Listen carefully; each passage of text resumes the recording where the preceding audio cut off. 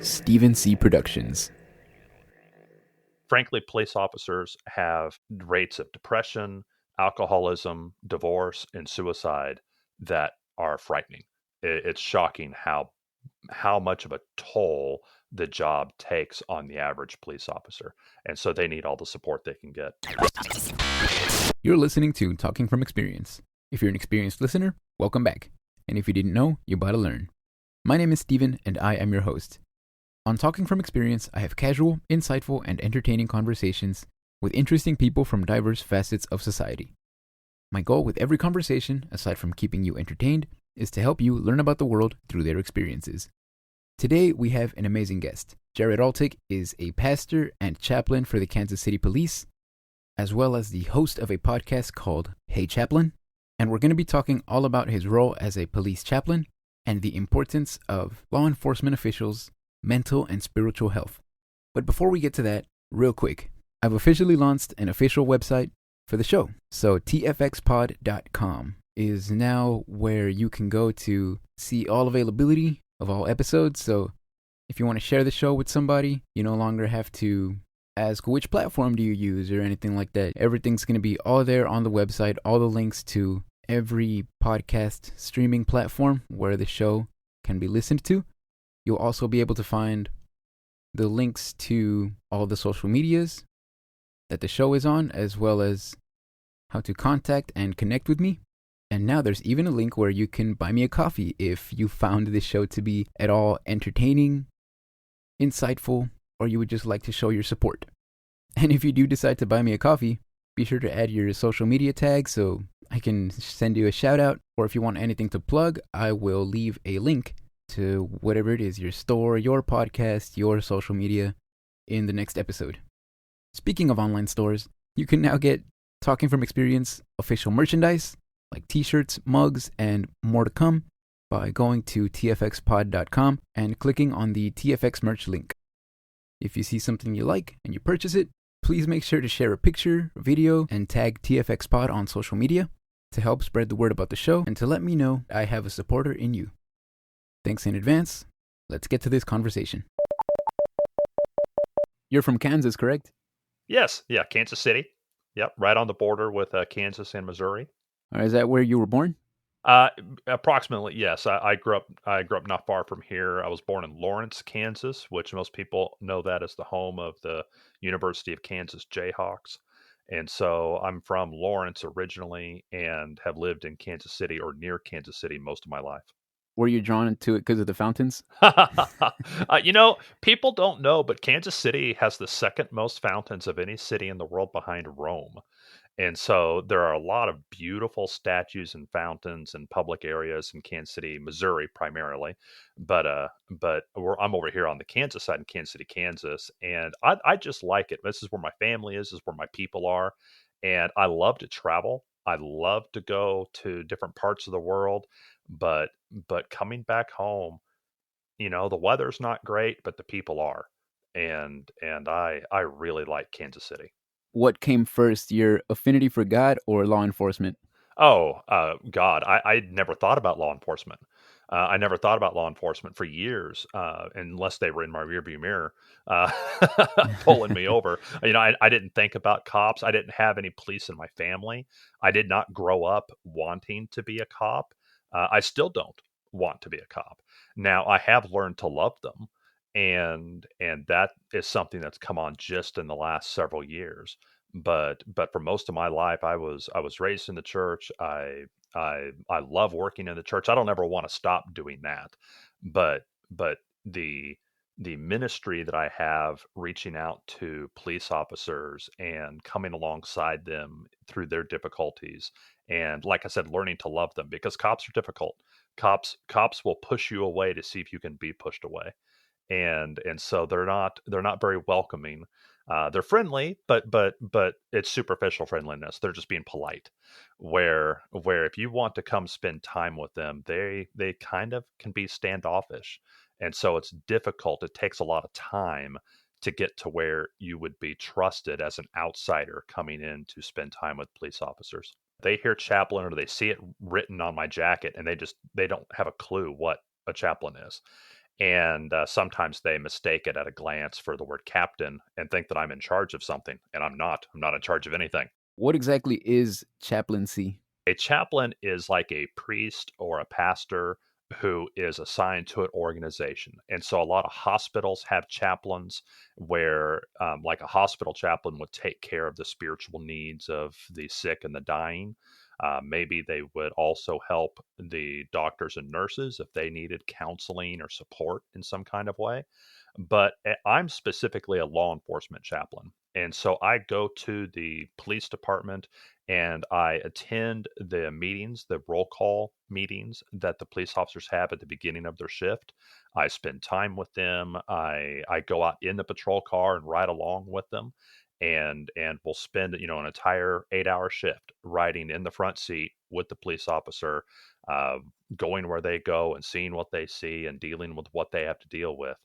And I don't preach to them specifically. That's not really what a chaplain is allowed to do because I'm not employed. I'm volunteering, but I belong to a governmental organization, the police department.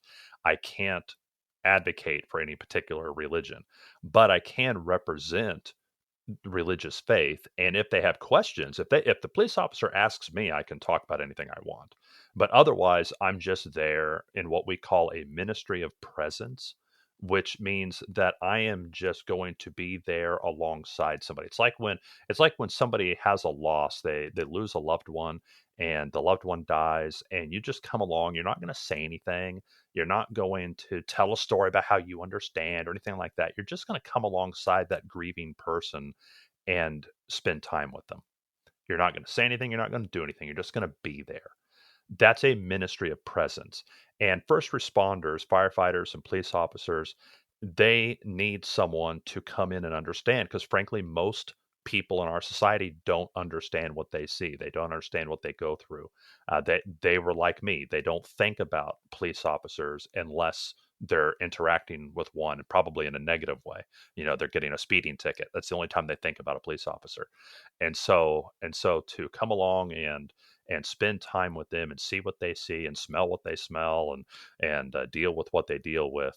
That is a way to support a police officer and help them because, frankly, police officers have um, rates of depression, alcoholism, divorce, and suicide that are frightening. It's shocking how much of a toll the job takes on the average police officer, and so they need all the support they can get. Wow. So, what kind of training did you have to go through? Yeah, it depends on the agency. Yeah, there are some agencies that have a very specific training program. A lot of times they depend on outside organizations to train the chaplains. And so for me, I had 25 years of experience as a church pastor, and that helped a lot. But it's not exactly the same. The kinds of skills and the kinds of things I'm able to do as a church pastor is different than what I can do as a police chaplain. So there had to be additional training. Some of that training came through the department, like crime scene preservation. When you are on a crime scene, you can't just go around touching things, and it's very important that you understand who's in charge, where you can go, if the media shows up. What can you say and what can you not say? And for chaplains, they just probably need to stay away from the news cameras. And so we had to be trained in things like that. And then there are specific um, psychological categories, like things like you know post traumatic stress and critical incident stress management and things like that, that are categories of science, categories of psychology, where there's a lot of things we can learn about how people have managed stress and how they've been affected by stress in the past, especially traumatic events. And there are certain things that helpers can do to help those people. There are certain things you can avoid to keep from making it worse. And so there's training like that that's really valuable to first responder chaplains.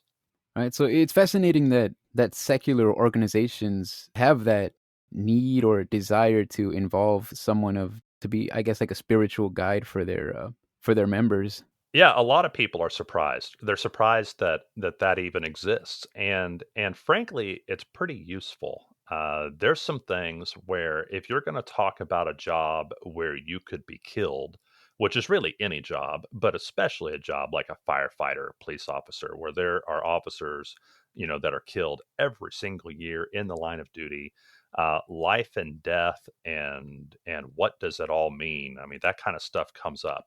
And then law enforcement itself, eh, when we're enforcing the law, people say you can't legislate morality, but actually, that's exactly what legislation is. We're saying it is illegal to kill somebody. We as a society think killing is wrong. Therefore, if you kill someone, we're going to arrest you. We're going to detain you. We're going to put you in a prison cell. We're going to have a trial. All of those things are expressions of our collective morality. And so a police officer is constantly dealing not only with his own mortality, but with the morality of what society wants him to enforce, what laws are going to be enforced.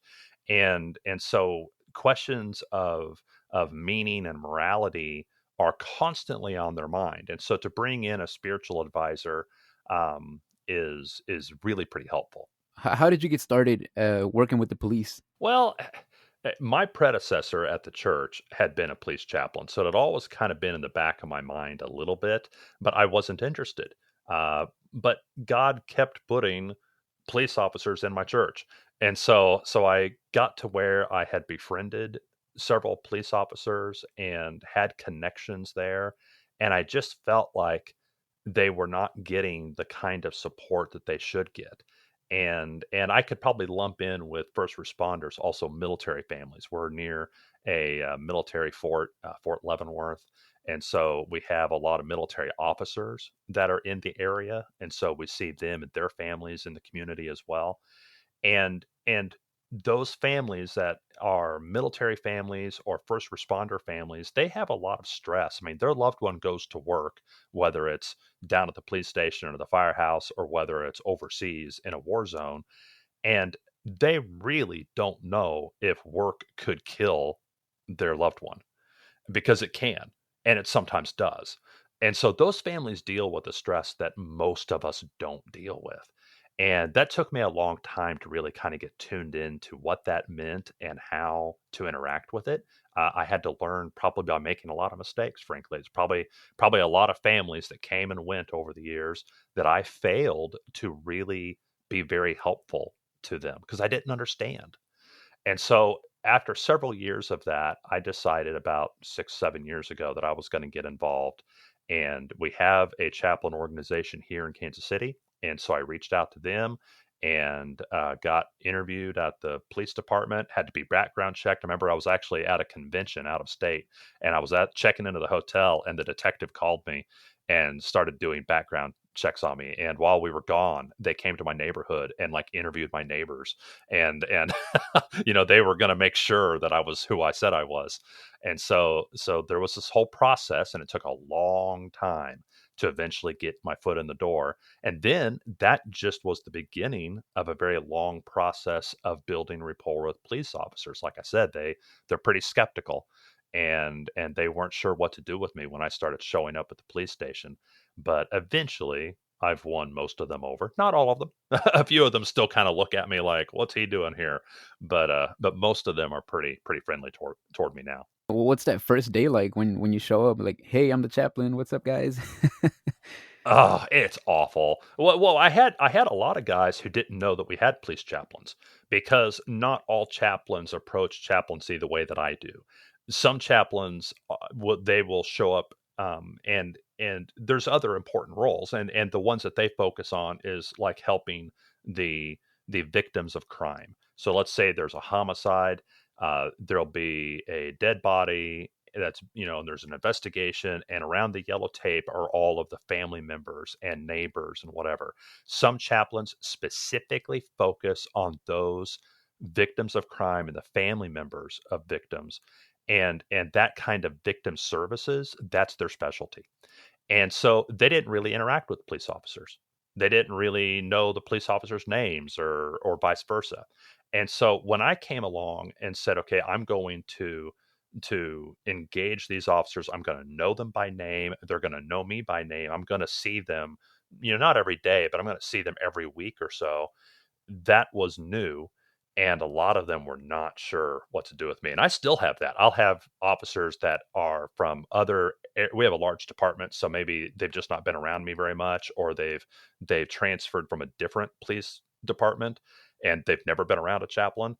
And boy, they don't know how to act. They don't know, should they cuss more to scare me off, or should they not cuss at all because they're embarrassed, and they don't know which to do. And truth is, I don't care what they do. That's not going to bother me one way or the other. But they don't know how to act, and sometimes they get pretty anxious and nervous around me, and just they have this look on their face like they're desperate to get away from me, and that's a shame because I don't mean them any harm. Your first day, do you just I don't know, hang around the police station? Do you go on a ride along? Yeah, the way I started, I just dropped in on those first meetings. There's about a 15-minute meeting at the beginning of their shift, and so they will be assigned which car they're going to be in, what area of the city they're going to patrol. They'll be informed, maybe there's a stolen car that they're specifically looking for, or maybe a person of interest who's wanted. They have a warrant for their arrest. And so they'll kind of go through some of that information so that the officer's up to speed before he starts his day. And sometimes they'll talk about other stuff. Maybe the police union has a meeting later that day, or some other thing. They have to have a meeting about their retirement accounts or something, and they'll have this meeting, and I'm just standing in the back of the room, and I'll introduce myself, say hi. I'm not there to preach a sermon to them. I'm not there to scold them or get on to them for anything. I'm just there to see what they see and experience what they experience. And so early on, all I did was go to those meetings. And then I gradually started doing ride alongs where I'm with a single officer one on one in a car for a shift. That's a great way to get to know them.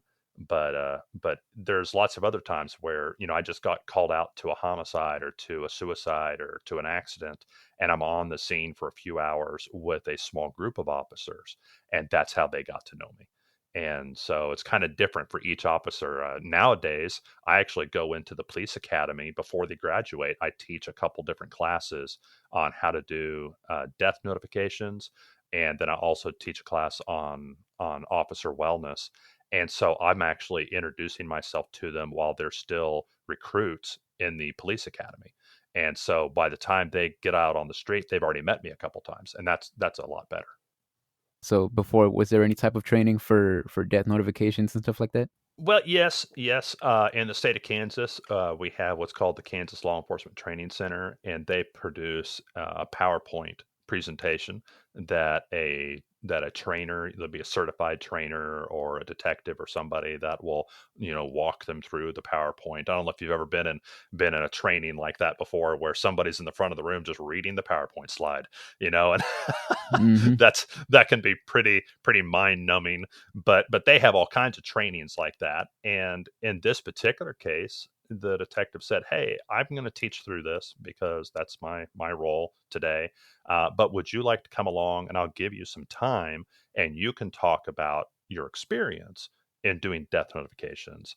And frankly, I think that the material that I put together is more practical and more useful. And I actually have them run through scenarios where I've done death notifications around the city, where I've gone to tell somebody that their 16-year-old was killed in a car wreck or something like that. I've taken those scenarios and changed everybody's name, to John and Jane Doe. And then I will have these police recruits they'll play act the scenario, and one of them will be me, and one of them will be the family member, and they'll knock on the door of the classroom, and they'll go in and try to do the notification. And some notifications go really well, and some of them people get upset or violent or whatever, and you got to know how to deal with that. And so we actually play act and role play those scenarios, and I feel like I'm contributing something to the class, by bringing that to them. What were your expectations going into being a police chaplain, or did you not know what to expect? I had very good training. And so I had both military chaplains and first responder chaplains that had kind of trained or mentored me or invested in me to some degree. And they told me, you can't expect people, especially first responders, especially police officers, to to appreciate you or to say anything right away. There's a length of time that's required to get behind the badge, and it may be, some people say it's a year and a half. I think with some officers it's even longer. If they've had a bad experience with religion, if they've had a bad experience with authority figures, um, I'm coming in probably 10 or 15 years older than most cops. And so I'm a little older. I'm, approaching middle age. And so I'm a middle-aged white guy coming in representing religion and God and all of that. There's a lot of people who they're not okay with that. And so it's going to take a long time to demonstrate that I don't mean them any harm. I'm not going to sell them anything. I don't want anything from them. I am just genuinely interested in their wellness. I want them to be okay. I want them to get through this career and into retirement without having to battle any more depression or anxiety or post traumatic stress than they have to. And so if I can help that, if I can help, just talking to them or just spending time with them, that's what I'm primarily interested in. Do you think the chaplaincy is more not so much because of the religious aspect, but I'm thinking you think there's a part of it that's like, well, psychologists and psychiatrists are expensive, and these people are willing to do it for free. Yes, yeah, there is, yeah. A clinician has if you want to go to a psychologist's office and make an appointment and benefit from that clinician, that's a different kind of help, and it usually is expensive. Hopefully, your workplace can maybe pay for it or whatever, but it's a different kind of help. That clinician may or may not know anything about your job. They may not know you. And so you're walking in there for an appointment, and it's maybe the first time you and that other person have ever been in the same room together. And so a chaplain is different. A chaplain, and I like I said, I was partly trained by military chaplains, and a military chaplain, they jump out of the airplane with the paratroopers, or they're on the ship with the sailors. And that's important because that means they're eating the same food, they're enduring the same weather, they are sharing an experience. And that shared experience creates trust and it creates a bond. And so a chaplain, I don't think that a police chaplain can really fully I don't think they can really provide the full benefit that they should provide unless they're with the police officers. They need to be in the car, they need to be in the police station, they need to have smelled the dead body, and they need to have listened to the person having a mental breakdown, yell at them. They need to have witnessed all of that and experienced that alongside the police officer if they're ever going to really help the police officer.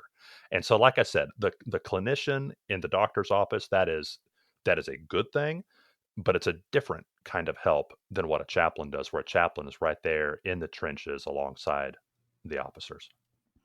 Right, that's cool. So it's still like a third party entity, but you're right there with them. So Yeah, there's that sense yeah. of brotherhood. Yeah, because I do have a connection. The officers, because I've been at my department about 6 years now, and so there are some officers I have become very close to, but I'm still an outsider because I'm not a police officer. I don't wear a badge, at least not their type of badge. I'm not what's called a sworn officer, and so I did not raise my hand and swear an oath to uphold the law in the way that they have. I'm certainly a good citizen. I want to be helpful to the police, but it's not my job to enforce the law. And so, in a way, I'm always going to be an outsider. I'm always going to be a civilian, somebody that is not in the group. But by spending time with them, I have kind of put one foot into their world And I've shared some of the danger with them. I've shared some of the boredom, some of the stress, and all the other experience with them. And by doing that, I kind of have one foot in their world and one foot not. And I've built rapport all along the way. So I know them. I can speak their lingo. I know the 10 codes on the radio. I know their rank structure. I know all this insider jargon, and that helps when I communicate to them. I'm saying, hey, I'm not one of you, but I know who and what you are, and I've experienced some of what you've experienced. Is there anything that you've learned that you were not expecting to learn from working with police? Oh my, yes, I could write a book. There's so many things because again, I don't have any police officers in my family. I never thought about what it was like until I started building some of these friendships with cops who had come to my church. And so mercy, there's just so many things. I can't believe how patient the average cop is. In TV and movies, we see police officers who are played by actors, and their lines are written by writers. And most of those actors and most of those writers don't know what they're talking about. And so when I actually was in a police car with a real police officer and I watched maybe someone who was being detained yell and curse and provoke that police officer, and I thought, "Uh-oh, it's going to get real now. You can't insult somebody like that. You can't attack them and be vicious and vile like that. That this is going to get ugly." And the police officer, he's just sitting over there like it was funny. He's not upset. His heart rate's not up. He's just calm, cool, and collected. And I'm like, how are you this calm? And yet they have incredible patience. And these officers are, most of them are extraordinarily even keeled and generous and willing to patiently find the truth, and they don't take sides, they don't make assumptions. And when I say that, of course, they're human. They ultimately will take a side. They ultimately probably do make some assumptions. But for a non-police officer, I'm jumping to those conclusions and I'm making those assumptions and I'm picking sides way faster than they would have. And I'm so impressed with how patient and how fair they are. I've had officers that are not 25 years old just amaze me with how good they are to people of all different types, people that are like them and people that are nothing like them. They are even handed and good. And this happens over and over and over again. And so, are there bad cops out there? I'm sure there are. There's cops who make mistakes, there's cops who have bad days. But I'm telling you, I've spent a lot of time with them and I have been shocked at how consistently good and how and of what a high caliber some of these police officers are. That gives me all kinds of of reassurance about humanity and society because I'm, like I said, I'm in my mid 40s, and so I think, oh, kids these days, these 20 somethings, they're the worst. They don't ever work and they don't ever do anything, and they're irresponsible. But then I go to the police station and here's all these 20-year-olds, 25-year-olds, let's say, that they're working a job, they own a house, they're paying bills, they're raising families, and they're so good to their fellow citizens when they're out there in the field. I'm just, like I said, it really does my heart good to spend time with police officers. Right. Yeah, that's amazing, and that's great to hear because I mean, it's unfortunate that the negative incidences are what people see the most, and that's so, I guess, discouraging to people because you go online or check the news and it seems like that's all you hear is Yeah. Yes. police shooting and what is it, excessive use of force and stuff like Yeah. that. But Yeah. and that's what, maybe, let's say maybe one or two a day, right? But Hmm. there's hundreds of thousands of interactions with police Exactly. every day. Exactly. Yeah. Yeah. If in the news, if it bleeds, it leads. And so it's going to be the exceptions that make the news. It's going to be the exceptions that make history. It will never be written in a history book that I went to the grocery store yesterday because it's not interesting, but if something really bad happens, if something really unusual happens, that's what makes the news, that's what makes history. And so, yeah, police officers have literally millions of interactions with the public, including the public who are violent or unstable or in the midst of breaking the law, and there's no problems in the vast majority of those.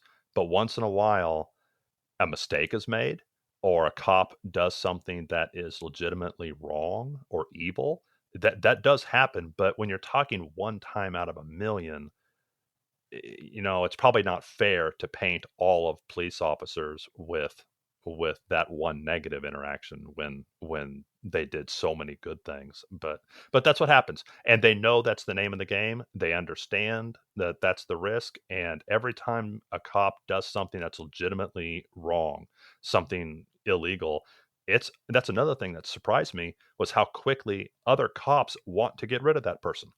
There's this idea that all the cops are going to rally around each other and cover up for each other. That is really pretty unusual. Most cops, if they find out somebody's cheating, lying, breaking the law, they want that person, even if they're a fellow police officer, they want that person to go to jail because they don't want to be tainted by that bad behavior. So, so that again, like I said, I was surprised to see how quickly a police officer would maintain their own integrity and say, nope, I like that fellow police officer, but if he did something wrong, I'm going to put handcuffs on him just as quickly as I would another citizen.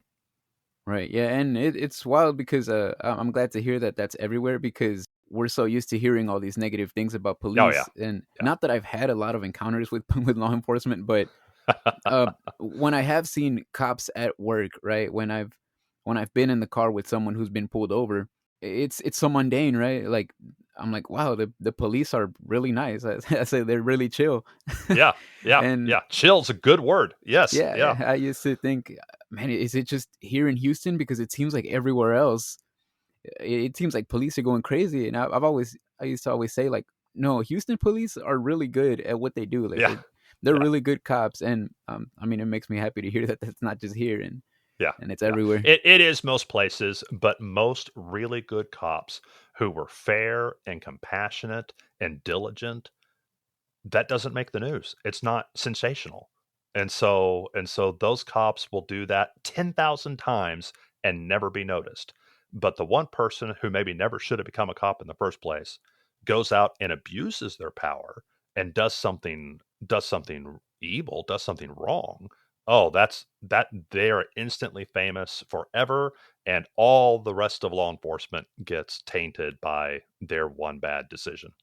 Yeah, it's too bad, but that's like I said, cops understand that, and they're trained in that right from the get go in the academy. They understand that maintaining their integrity is of utmost importance. People are always going to read the headline, oh, man loses 50 pounds after a couple months, but no one's going to write the story, man has salad for lunch today. Yes, exactly. That's good. Exactly. Yeah, yeah, Yeah. yeah, So, um, 7 years, right, as a police chaplain. yeah. But coming up on 7. Yeah, All right. So yeah. I can imagine those encounters, right, where you have to deliver bad news, or you've been on a crime scene where it's just I guess gruesome or just saddening. Is there any particular ones that always stick with you? Um, well, there's certainly categories that I think you would expect would be difficult. Obviously, some suicides are particularly gruesome, and those are hard to see for the first time.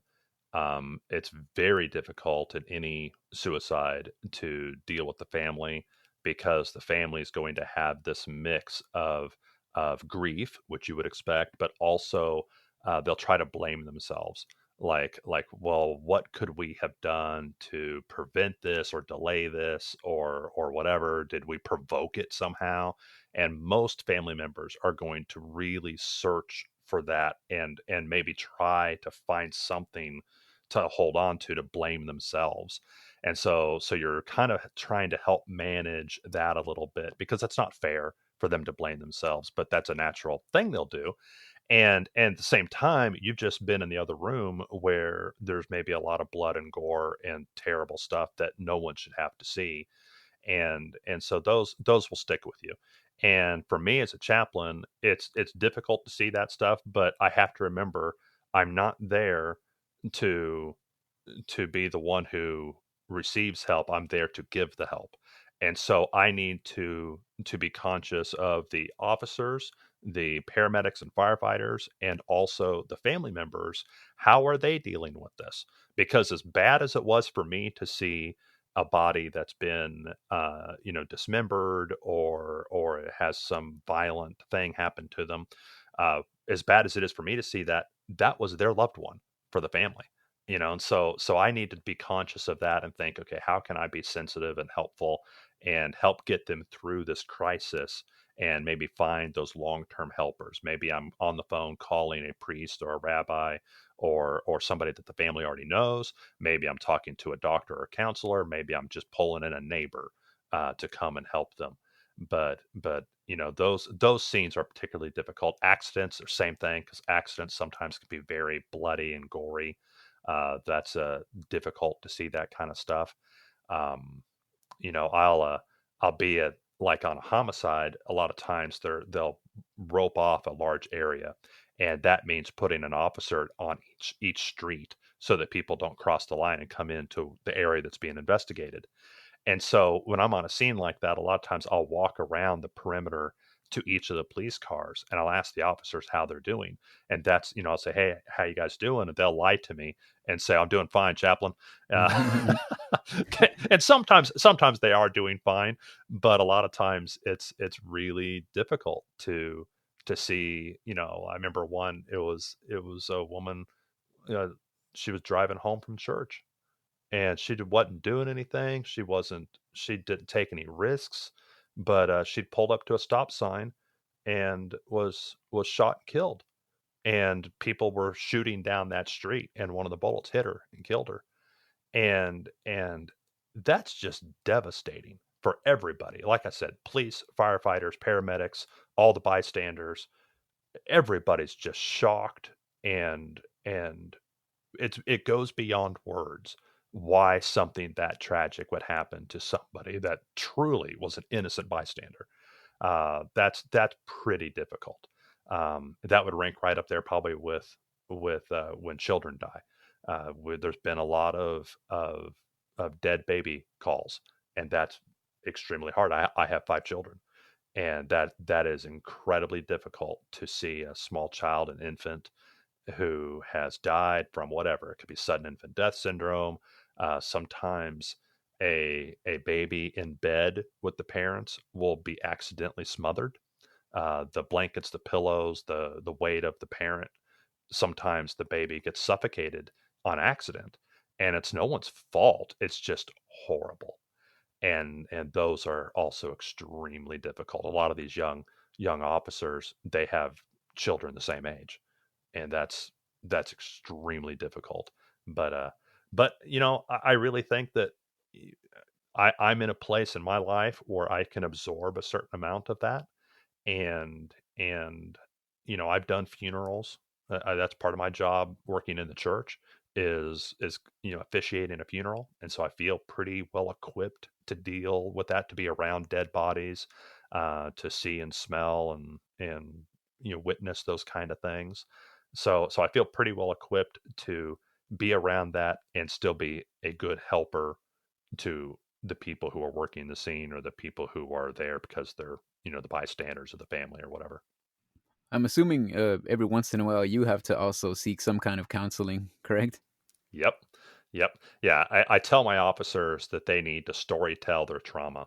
So if they see something, even if they don't feel affected by it, it is the healthiest practice to tell that to somebody, to say, "Hey, this is what I saw, and this is what I felt, and this is what I think about it." And you don't have to share all your feelings or go back to your own childhood or anything like that. But just, "Hey, yeah, I saw a body and I saw the blood running down the curb, and that was really gross and disturbing. but I had a job to do. And so then I talked to this person, and then I did that. And then I went back to the car and wrote a report. And that may not sound very magical, but it's incredibly healthy to say it out loud, to put it into words and talk through it. And sometimes we call that debriefing. And that debriefing is truly helpful. And so if we can get officers to do that with each other or do that with a chaplain, that is a good practice, which means that's what I need to do too. I need to go and I need when I see something, if I, have seen a dead body or whatever, even if I don't feel bothered by it, it is best practices to go call one of my fellow chaplains and say, "Hey, I'm just leaving a scene. Here's what happened. I thought I would tell you." And they'll ask me, "How do you feel about that?" And what do you think? And I will just talk it out, and there may not be anything important, but that's one way to avoid it becoming a big deal that starts to affect you, is to talk out, story tell your trauma. You got to learn to compartmentalize. Yeah, that helps. That helps. Yeah, I don't think a person can probably be a very good helper if they can't compartmentalize some. You cannot just wear all of your emotions on your sleeve and um not guard yourself. There's times where you could really make things worse by saying what's on your mind. And so you need to be able to have some self-control and to be able to say, okay, that was horrible. I just saw something that no one should ever have to see. And it's not always a dead body. I mean, maybe it's, a child that's been molested or something like that. I mean, it might be like a human trafficking kind of thing or a child abuse kind of thing. There's all sorts of wrong, awful, tragic stuff that you might witness, and you better be able to set some of that aside so you can get the task done and not let it overwhelm you. And that's a difficult thing to learn. It can be learned. You can train yourself to do it. I think some people by personality are a little bit better at it than others. But to get through the moment, you have to compartmentalize. It's later that you then, that's why storytelling is good, because storytelling is making connections. And so everything that was compartmentalized, I had my waffle in all of the different sections, and there was syrup in one section but not in the other section, and I had my waffle like that. Well, now I'm going to storytell. I'm going to connect it all. I'm going to let the syrup run all over everything, and that's going to be my way of unpacking that stuff. There's a danger in people who compartmentalize, and they take something and they stuff it deep down inside so they can get the job done, and then they keep it stuffed deep down inside forever. And that eventually is going to come out, and it's going to come out in the form of alcoholism. It's going to come out in substance abuse. It's going to come out in physical abuse of your loved ones. There's lots of really scary negative things that can happen if you don't get that back out, and like I said, story tell it and get it to where it's not just stuffed down in there forever.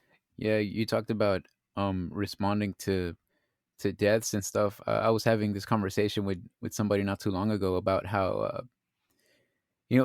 death is to be expected, right? But whenever it's senseless or unexpected, it's always gonna hurt. It doesn't hurt as much, right? When someone who's been sick for many years, it's almost at that point it becomes almost a relief, right? But it's the Yeah. worst when someone it happens unexpectedly, or especially if it could have been avoided. Unexpected death, we take for granted that tomorrow will be like today.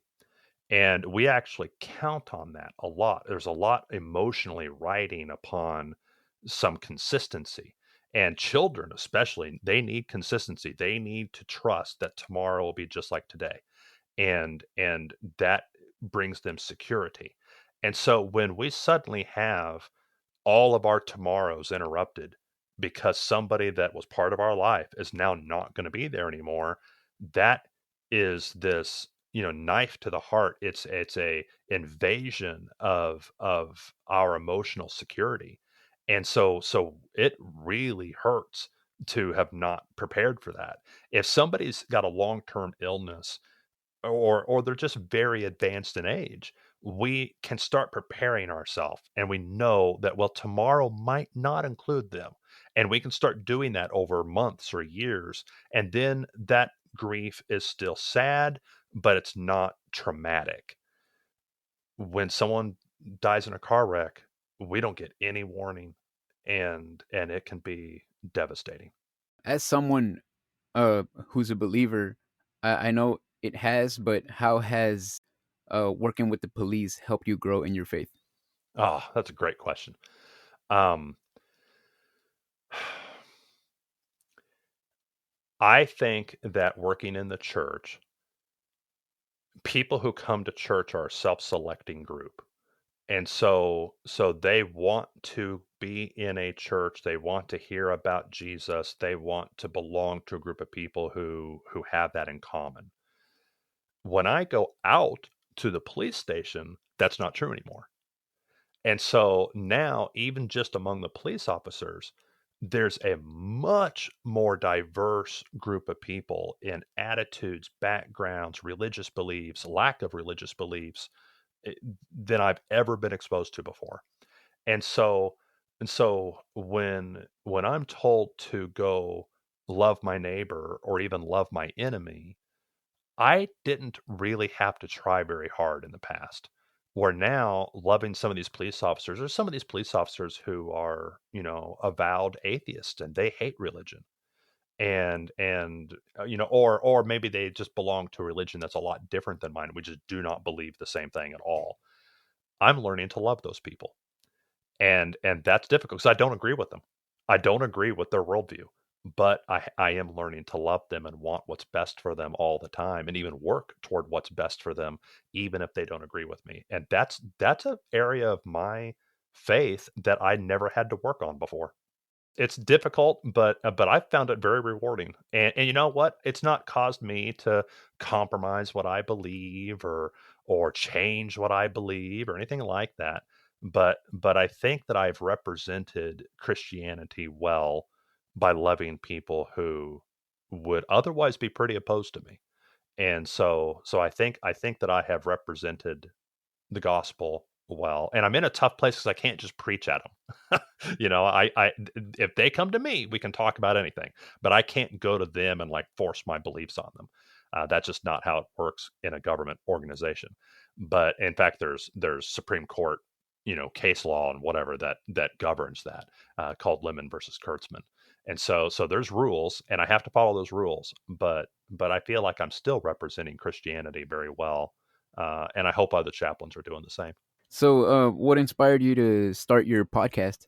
At this point, I was already, what, 2 or 3 years into the chaplaincy, and I was starting to build rapport with people. I was developing good relationships with at least some of the officers, but I knew that there were going to be officers who were never going to just buddy up to me and start talking.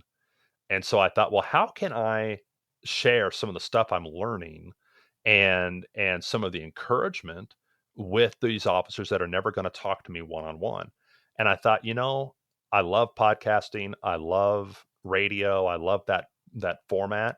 And so what if I went and talked to the really encouraging retired police officer, and I brought that encouragement to these other officers, and at 4:30 in the morning on the night shift, when things are starting to slow down, maybe they could listen to me on their own terms, and they can turn me on or turn me off whenever they want. They have total control, and but they could listen in and learn and be encouraged and get some wisdom about their career or whatever else. I just felt like, man, that might really work, and I think it has. I think it's good. I'm not trying to make a podcast for everybody. I am really specifically targeting law enforcement, and maybe people who are adjacent to law enforcement, like people who are dispatchers and civilian employees of the police department and their families. But primarily, I'm looking at cops, and I'm trying to speak to them, and just police officers. And I think it's working. I think it's going well. Yeah, and I mean, and then every once in a while, you're gonna draw in someone like me who's just interested in Yes. in Yep. the field, and because I feel like I don't know what it is. I've been drawn to it recently, and I've just been paying a lot of attention to to podcasts, and I've had a public defender on this podcast, and Yeah. I've had military people, and I'm looking to get more police officers and stuff, just because. I mean, it's the name of the show, right? Talking from experience, and Yeah. Yeah. I believe that there's a lot that, especially civilians, can learn from being put into that person's shoes, right? Really learning what it is like every day, and not just what we see in TV and movies. Yeah, absolutely, absolutely. Yeah, police officers have a fascinating job. That's why there's always been so many police TV shows and police movies. It's just interesting. And so, it's an interesting thing, and police officers tend to be very good communicators because they need to be able to write out what happened to them and make a report and sometimes testify about it in court. And they tend to be good communicators. So I highly recommend, ask police officers to come on and tell stories, and they usually do a pretty good job. I've considered myself going into being like a dispatcher, but I told my wife I don't know that I could do that job. Dispatch is a hard job. I Hmm. I have a lot of respect, but you know what? Most communication centers are undermanned, and they keep raising the pay because they're trying to attract people, because it's a challenging thing. It takes like a year to learn all of the skills. You're on the job usually for a year before you're a full-fledged dispatcher, and so it takes a long time, a lot of training, but man, they desperately need people, and it's an important task. I mean, it's critical. I mean, that is a really important job. And so, yeah, I would encourage people, if they ever thought of serving, um, being a police officer is fantastic. Being in one of the attached jobs, one of the roles that kind of support that, and there are a lot of them, whether you're working in animal control or dispatch, or some larger departments have their own garages where you're repairing police vehicles and that kind of thing. There's a lot of jobs around the police department, a lot of civilian jobs where you're maybe working in a real-time crime center, where you're it's kind of like what you see on TV with all the big television monitors and computers, and you're pulling in the street cams and communicating with different agencies and that kind of stuff. There's a lot of those jobs that are being filled by civilians, and so you don't have to be a police officer to work with the police officers. And we need people who are honest, reliable people of integrity to come in and do those jobs. And so, yeah, there's a lot of opportunities there of all different skill sets, people of different, ages and ability. You don't have to necessarily be able to climb a rope and run a mile to help with the police department. Jared, thank you so much for your time. Thank you for sharing about your experience. Where can people find your podcast, or what else would you like to share? It, the podcast is called Hey Chaplain, and so Hey Chaplain is everywhere. It's on all the different platforms. I just really encourage you to look for Hey Chaplain podcast on social media. You can find me on Facebook and Instagram and Twitter and that kind of thing. So look for Hey Chaplain, and tell, if you think the show is good, tell a cop or someone who loves a cop. All right. Thank you so much. Thank you. I appreciate it. Like I said at the top of the show, amazing guest. I am extremely grateful to have been able to have this conversation and learn all about chaplaincy and gain a little more insight into the amazing and extremely necessary job of law enforcement. You can find the Hey Chaplain podcast on social media, most podcast platforms, and YouTube. I will have links to a bunch of those in the description. If you like the conversation, reach out to Jared. Let him know that you heard him on the show. And don't forget to hit that follow button on whatever podcast platform you're listening on to not miss any of my new and upcoming episodes. And if you haven't done so already, please take the time to leave an honest rating and review of the show on your favorite podcast listening platform, so that other people can find these conversations and become as informed and insightful as you. So once again, tfxpod.com is where you can find all the ways to connect with me, connect with the show, and show your support by buying me a coffee and or buying some of the awesome merchandise in the TFX store. And remember to share the show with friends, family, and anyone else you might think will enjoy it as much as you do. Because actions speak louder than words, and talk is cheap. Till next time, bye-bye.